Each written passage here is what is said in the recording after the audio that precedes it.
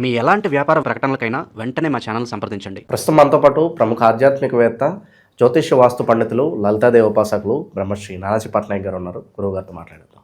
నమస్కారం గురుగారు. శ్రీమాత్రే నమః. గురుగారు, 2026 జనవరి మాసం మేషరాశి వాళ్ళకి ఎటువంటి స్థితిగతులు ఉండబోతున్నాయి? ఓవరాల్గా వీళ్ళు ఎటువంటి జాగ్రత్తలు తీసుకోవాలి? ఏలాంటి శని ప్రభావం తాలూకు ఇంపాక్ట్ ఎంతవరకు ఉండబోతుంది వీళ్ళకి? ఫస్ట్ ఆఫ్ ఆల్ ఏంటంటే, ఈ మేషం వారికి ఈ యొక్క నెలలో జనవరి మాసంలో 3లో గురువు ఉన్నాడండి. 12వ స్థానంలో ఏలినాడు శని నడుస్తుంది వీరికి.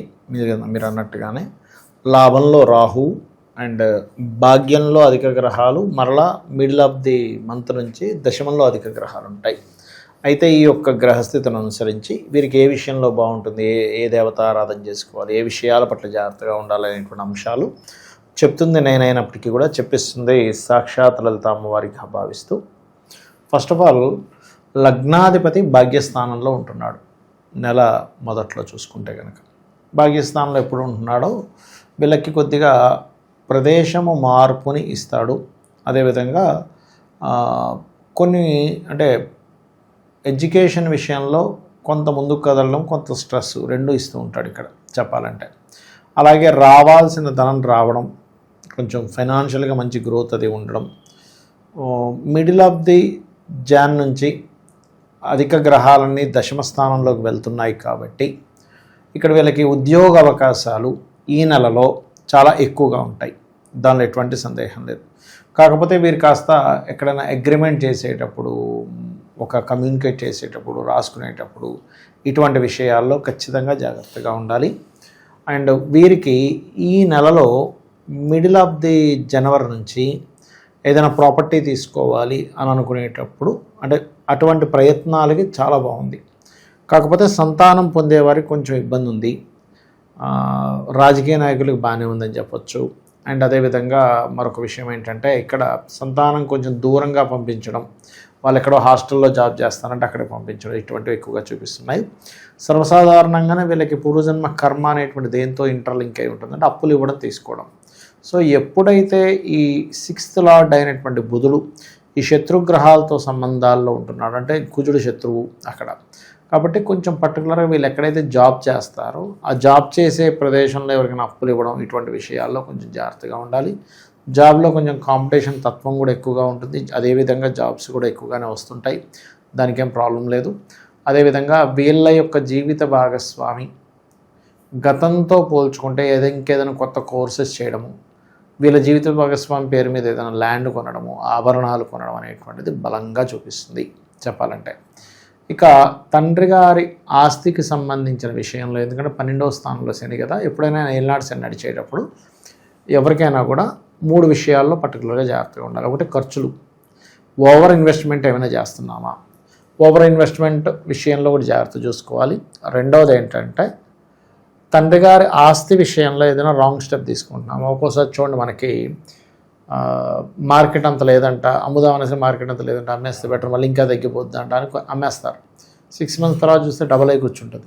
అయ్యో ఏంటి ఇలా అయిందంటే మనం అలా ఎక్స్పెక్ట్ చేయలేదంట, అంటే రాంగ్ డెసిషన్స్ అవుతూ ఉంటాయి. అది ప్రధానంగా చూసుకోవాలి. ఎందుకంటే వీళ్ళకి ప్రజెంట్ 12వ స్థానంలో శని నడుస్తున్నాడు. అయితే ఒకటే గుర్తుపెట్టుకోవాలి, శని 12లో ఉన్నా, రాశిలో ఉన్నా, 2లో ఉన్నా, లేకపోతే అర్ధాష్టమ శని అయినా, అష్టమ శని అయినా కొన్ని విషయాలు కనుక పాటించగలిగితే ఏ ఇబ్బంది ఉండదు, గుర్తుపెట్టుకోవాలి. అందులో ముఖ్యంగా మేషం వారికి ఇన్వెస్ట్మెంట్స్ ఒకటి చూసుకోవాలి. ఇంకోటి, ఉన్న ప్రదేశం కాకుండా వేరే ప్రాంతానికి ఉద్యోగరీత్యా వెళ్తూ ఉంటే ఇంప్రూవ్మెంట్స్ అనేవి ఇంకా బాగుంటాయి. ఉద్యోగ అవకాశాలు కూడా ఎక్కువగా వస్తాయి ఈ నెల, ఎందుకంటే అధిక గ్రహాలు దశమంలో ఉన్నాయి కాబట్టి. దీంతోపాటు వీళ్ళకి ఏంటంటే జాబ్తో పాటు బిజినెస్ కూడా చేయడం, అందులో ముఖ్యంగా ఆన్లైన్ బిజినెస్లో బాగా రాణించడం అనేది చూపిస్తుంది.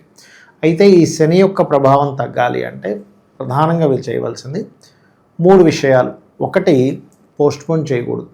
అస్సలు ఇవాళ చేస్తా అన్న పని ఈరోజు చేసేయడం, మళ్ళీ రేపటి కోసం పోస్ట్పోన్ చేయడం, మళ్ళీ రేపు తెల్లారిన తర్వాత ఇవాళ ఏం చేద్దాం, రేపు చేద్దామని వీళ్ళు దీంట్లోనే ఇరుక్కుంటారు.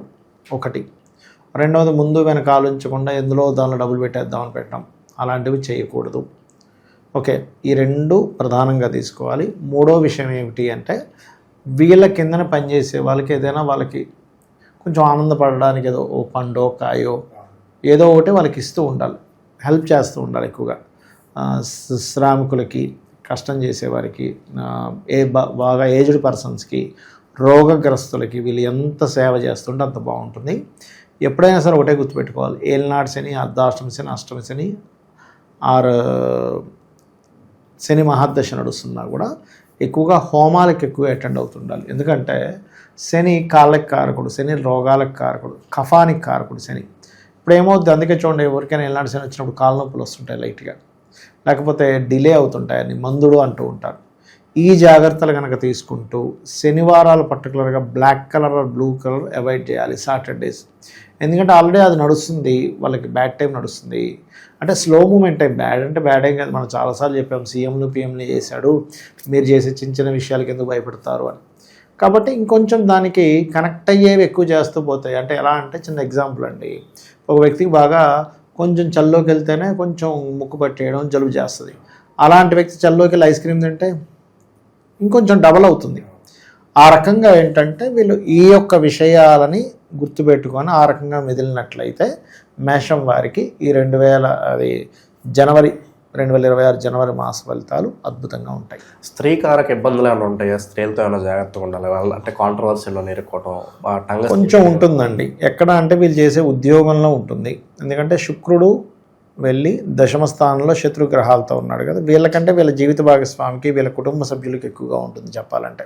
కాకపోతే వీళ్ళు ఏంటంటే ఈ రాశివారు ఎక్కువగా గణపతిని, సూర్య నమస్కారాలు ఎంత చేస్తూ ఉంటే అంత స్త్రీ సంబంధమైన ఇబ్బందులు తగ్గుతాయి. అంటే సన్ యొక్క ఎనర్జీ ఎక్కువగా ఉన్నప్పుడు శుక్రుడు యొక్క ఎనర్జీ తగ్గుతుంది. మౌఢ్యమే అంటారు, అందుకే చూడండి ఇప్పుడు కూడా మనకి మౌఢ్యం నడుస్తుంది. అలా శత్రువుల పరిస్థితి అండి గురుగారు, నరఘోష, నరదృష్టి, దీని తాలూకు ఇంపాక్ట్? బిజినెస్ కాంపిటీషన్ శత్రువులు ఎక్కువగా ఉంటారండి. బిజినెస్ కాంపిటీషన్ శత్రువులు, బంధువర్గంలోనే లేదా అన్నదమ్ములే, అక్క చెల్లెలు, అన్నదమ్ములు, సొంత సహోదరులే శత్రువులుగా మారుతుంటారు. వాళ్ళు ఏదో మన గురించి ఎట్లా అంటే సైలెంట్గా చేస్తూ మన ముందు బాగానే నవ్వుతూ ఉంటూ పక్క పోయి మన గురించి ఏదో చెప్పడం, మనం పిచ్చెక్కిపోవడం, ఏంట్రా బాబు ఎవడు చెప్తున్నాడు మన గురించి ఎట్లా కానీ, అదంతా పైశాచిక ఆనందం. అదంతా కూడా నాకైతే అలాంటి వాళ్ళని చూస్తుంటే మెంటల్లీ డిజార్డర్ పీపుల్ అనిపిస్తుంటుంది నాకైతే. అట్లా చెప్పుకునే వాళ్ళని చూస్తుంటే ఇంకా మనం జాలిపడ్డం తప్పితే ఏం లేదు అలాంటి వాళ్ళని చూసి. ఇక విశేషంగా ఎటువంటి పరిహారాలు, దైవారాధన, ఇంకెటువంటి క్షేత్రాలు విజిట్ చేస్తే బాగుంటుందంటారు వీళ్ళు? ఒకటేనండి, ఇక్కడ వీళ్ళు గణపతి ఆలయాలు ఎక్కువగా విజిట్ చేస్తుండాలి, సూర్య ఆలయాలు ఎక్కువగా విజిట్ చేస్తుండాలి, బాగుంటుంది. ఏలినాడు శని కాబట్టి కొంచెం నరసింహస్వామి ఆలయం, లేకపోతే ఆంజనేయ స్వామి ఆలయం, సుబ్రహ్మణ్య స్వామి ఆలయం, సర్ప ఆలయాలు, రావి చెట్టు చుట్టూ ప్రదక్షిణం చేయడాలు, ఇవి చేస్తూ ఉంటే బాగుంటుంది వీరికి ఈ మాసంలో. ఓవరాల్గా మేషరాశి వాళ్ళకి జనవరి మాసం ఏ విధంగా ఉంటుందో చాలా బాగా వివరించారు. ధన్యవాదాలు. శ్రీమాత్రే నమః.